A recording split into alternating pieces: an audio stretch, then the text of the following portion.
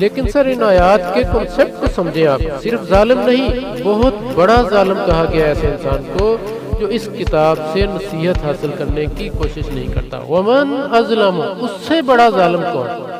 ممن ذکر بآیات ربی ثم اعرض عنہا، کہ جسے اس کے رب کی بھیجی ہوئی آیتوں کے ذریعے نصیحت کی گئی لیکن اس نے اعراض کیا، منہ موڑا، روگردانی کی ان سے۔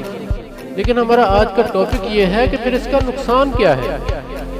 یعنی اس نے روگردانی کی یا انسان نے پوری زندگی میں اس کام کو کام سمجھا ہی نہیں کہ میں جو قرآن پاک پڑھتا ہوں یا سنتا ہوں تو اس کی تھوڑی بہت مجھے سمجھ تو آئے کہ میں کیا پڑھ رہا ہوں، کیا سن رہا ہوں۔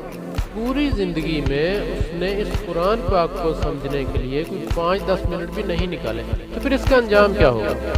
اللہ تعالیٰ نے ایکسپلین کیا ہے ہماری اس غلط فہمی کو سورۃ طٰہٰ کی آیت 124، 25، 26 میں، وَمَنْ أَعْرَضَ عَنْ ذِكْرِي فَإِنَّ لَهُ مَعِيشَةً ضَنْكَا، جس نے میری نصیحت سے منہ موڑا بس میں اس کی زندگی تنگ کر کے رکھ دوں گا۔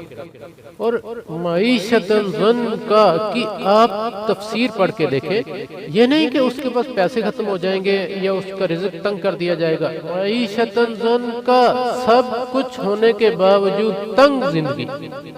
اور بات یہاں ختم نہیں ہو جاتی کہ زندگی تنگ کر دی جائے گی، وَنَحْشُرُهُ يَوْمَ الْقِيَامَةِ أَعْمَىٰ، قیامت کے دن اسے اٹھائیں گے اندھا کر کے، قَالَ، کہے گا ربی، اے میرے رب، لِمَ حَشَرْتَنِي أَعْمَىٰ، مجھے اندھا کیوں کیا، وَقَدْ كُنْتُ بَصِيرًا، میں تو دیکھنے والا تھا، دنیا میں میں تو دیکھتا تھا۔ قَالَ، کہا جائے گا كَذَلِكَ، یہ اس لیے أَتَتْكَ آيَاتُنَا، تیرے سامنے پڑھی جاتی تھی میری آیتیں، وَنَسِيتَهَا، تو توجہ نہیں کرتا تھا، بھول جاتا تھا، وَكَذَلِكَ الْيَوْمَ تُنسَىٰ، اس لیے آج تجھے بلا دیا گیا۔ اور اسے یہ سزا کیوں دی جائے گی کہ قیامت کے دن اسے اندھا کر دیا جائے گا؟ اس نے ان آنکھوں کا استعمال دنیا میں اس قرآن پاک پہ نہیں کیا ہوگا۔ سورہ اسراء، جسے سورہ بنی اسرائیل بھی کہتے ہیں، یہ آیت 72 ہے، وَمَنْ كَانَ فِي هَٰذِهِ أَعْمَىٰ فَهُوَ فِي الْآخِرَةِ أَعْمَىٰ وَأَضَلُّ سَبِيلًا، جو دنیا میں اندھا رہا ہوگا اسے آخرت میں اندھا کر دیا جائے گا، وَأَضَلُّ سَبِيلًا، وہ راستے سے بھٹکا ہوا ہوگا، راستہ نہیں ملے گا اس کو۔ یہاں 1 منٹ کے لیے اگر سوچیں کہ دنیا میں اگر اللہ نہ کرے کسی کی آنکھ کا کوئی مسئلہ بن جائے تو کتنے لوگ ہوتے ہیں اس کا ہاتھ پکڑ کر چلانے والے؟ قیامت کے دن کسی کو اندھا کر کے چھوڑ دیا جائے پل صراط پہ کہ گزرو، کہاں گرے گا؟